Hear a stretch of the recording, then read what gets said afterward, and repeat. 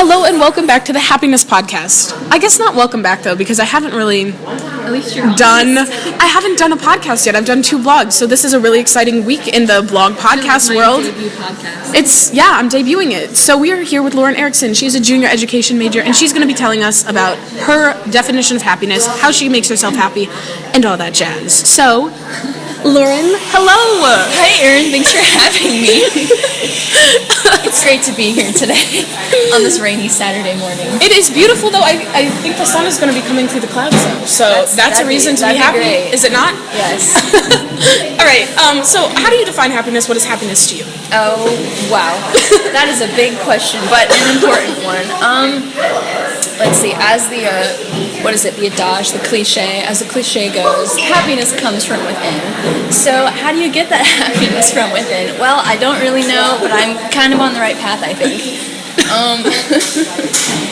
I guess, you have to do the thing that not many people want to do, and I would say that would be looking into yourself, and that can either be a really liberating or a really freaking scary experience for some people. And I guess it's just like listening to your intuition, following your gut feelings, taking in wisdom from every source that you encounter, and applying that to your life in as many aspects and ways as you can. And I think you know you're on the right path to happiness when you can feel yourself just getting a little lighter, or you can feel yourself finding the significance in the insignificant. Yeah. I don't know. So it's like that's a really broad definition, but I guess it's just kind of unique to the individual, for sure, and their own personal desires. Have you had like a moment where you had to look inward, or like an experience with kind of what you just said, where you were able to say, yes, like I'm feeling better because I did this? All the time. So I guess the most recent experience was probably maybe like a month and a half ago, and like I read this thing where it's always a good idea to go to sleep with a clean heart, and I guess there was one night where I was just feeling really heavy, really lethargic and sluggish, and it was just not a good night to fall asleep. I could just tell I was going to be awake the whole night, and so I texted my friend Chelsea over Snapchat, and I met her over the summer, and we're both kind of on the same page with a lot of stuff, and so I just texted her the question. I was like, are you happy? And she was like, well, in what way? And I was like, well, like the regular way, like with life, are you happy? And she was like, well, no, but I'm on my way. And so we spent like the whole night, probably like 2 or 3 hours, just talking about what things aren't making us happy, what we can do to make ourselves happier, how we can stretch our mindsets and abilities to like conquer the fear of not succeeding in our own life, in our own ways. And so it was literally like such a, like, it was like a come to Jesus kumbaya moment. And so it was so liberating because we learned so much about each other. And it was, this is like so broad, but you not only learn about yourself, but you share yourself with other people, and that's where I think mutual happiness comes from, is when you don't give your heart, but you share. It's like you open the blinds of the window to your heart, and that's so cliche. That's Guys, like, what a metaphor! Lauren Erickson, follow her. That's like on a Hallmark Valentine's card. Follow her on social media. We'll have it linked below. I don't know, but that's probably one of the most recent moments, and I went to sleep feeling so much lighter than I have in a while. So that was really liberating. So what are some of the ways that what did you guys discuss? Like, what makes you happy? What are things that get you on the path to physical, emotional, mental, whatever you feel like sharing? Maybe I could pull some stuff, because we saved some stuff from the conversation. One thing that she told me that helps her is words. Like, words help both of us, and I think kind of for you, words are the same thing with all your Tony Robbins and oh my God, I'm telling posters you. and you have to surround yourself with the positive, right? And so we give words to each other, and so I would actually write her letters. Like, I would find excerpts of really powerful quotes in books that I would read, and instead of texting them to her, I would write them down on paper and then mail them out to her, because it's more of like a personal touch with my handwriting. It's like that wisdom coming through me to her, and it's more personal, I guess. And I guess one of the big themes that we were talking about that night was freedom and like emotional, mental, psychological, spiritual freedom. And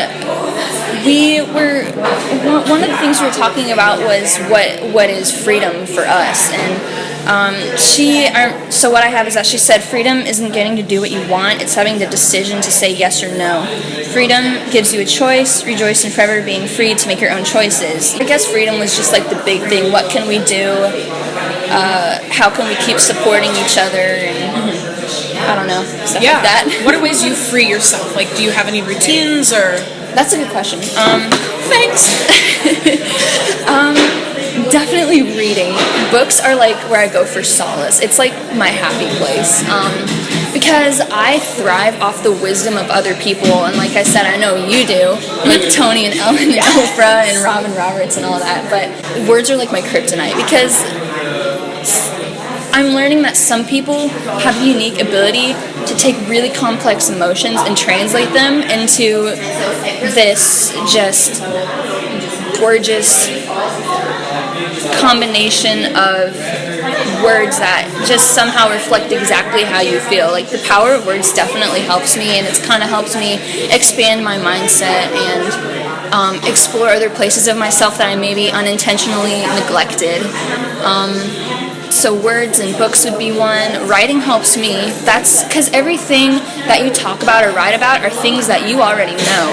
And when you're reading or listening to other people, then you're absorbing more information and lessons that you didn't know before. And so I guess writing is sort of like that application process where I can take what I know, put it on paper, and see how far I've come compared to like the last excerpt or post that I've written before.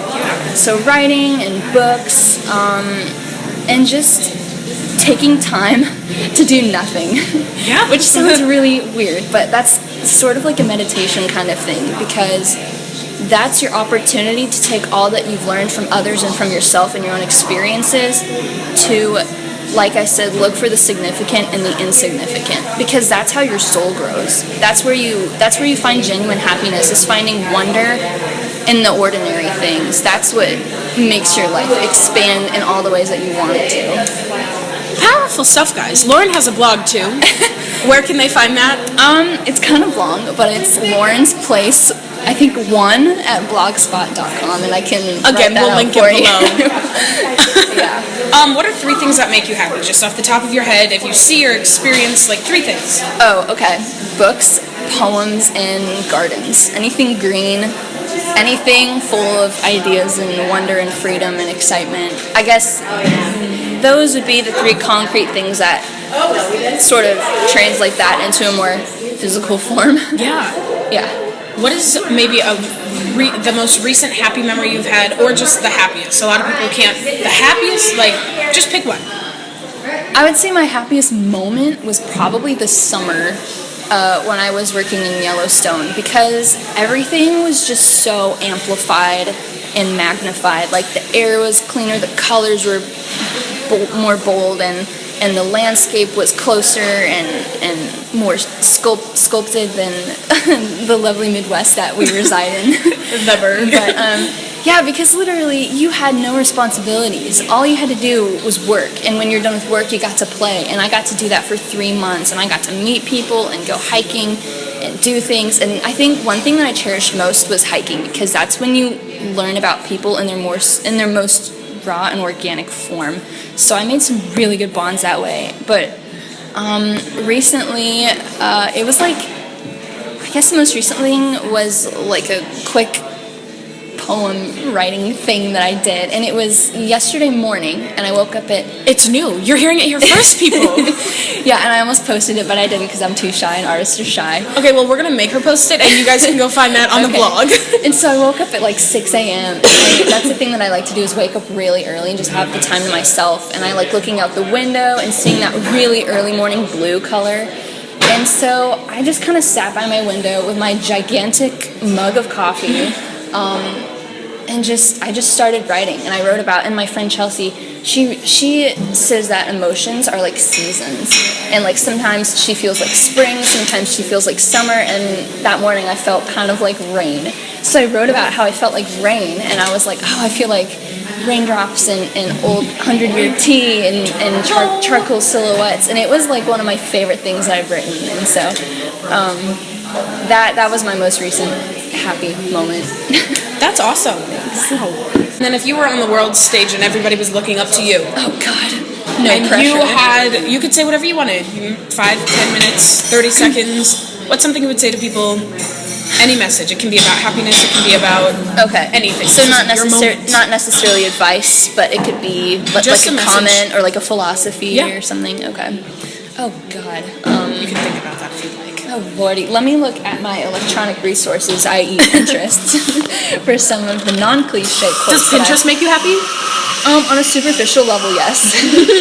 But like I say, that's where I find my words. And lately, I actually started a new board called Daydreaming, and it's just like exactly what it is. Just people writing down little like imaginative scenarios. I'm gonna go follow that. Okay. This isn't mine, but I'm gonna steal it from someone for a minute. It's like live your life to be a good example of what you believe. I thought, who was it? Robert D. Hales. I don't know who you are, but you a homie. The homie. The homie. I don't know. There's so many things I could say, and I don't want to say just be yourself because that's really hard, and I don't want to say be passionate about things because that's also really hard. Some people don't know how to find passion. Some people have multiple passions. I would say live your life to be a reflection of who you want to be and stay curious. Like, always be curious. Stay curious. Don't just seek for answers, but contemplate the questions that you're asking too. Like, find the significance and the importance in the questions as well. And I recently learned that from Oprah, so shout out to Oprah. Oprah is the world's mother. Yes. Oh my God. Like, her and Mother Nature are like the two highnesses. Let us bow down. Yeah. Let's have a moment of silence for Oprah and Mother Nature. Is there anything else you want to add about happiness? Talking about anything on the podcast at least? Because I would like to preface, Lauren and I got to Old John this morning around 8:30 on a Saturday. A little bit rainy, but we're creating our own sunshine and happiness, so here we are. I would say, like, everyone wants to be happy. You know, focus on happiness, that's true, but you also just make sure that you're also recognizing the lows in your life, because if you hit rock bottom, that's where your foundation grows. Like, that's where you can build your foundation and grow up from. So if you have low moments, don't just like sulk in them, because that's what I would do. I know a lot of people do that, and it's really hard to like pull yourself up, but focus on the happy moments, but also don't neglect the bad ones, because it's like yin and yang. You can't have one without the other. It's like the little life cocktail that was made for us. Wow. Yeah, that's what I got. That's my 2 cents worth. It was very, very wisdom-filled. It's a cloudy day, but it's sunny up in here. Yes. Well, thank you, Lauren. Thank you for having me, Erin Whitus. Well, that was Lauren. If you want to hear more from her, comment. We'll get her back on the podcast. Or, honestly, you could just check out her social media. She's everywhere. The blog. Like 2 places. We're going to make sure she gets up that one post she was just telling us about, so you can read it. You can find her. Yes. Have a great rest of your day, night, evening, whenever you're listening to this. And be looking forward to another guest. Shalom. Next week. Aloha. Stay chill, happy, humble, and kind.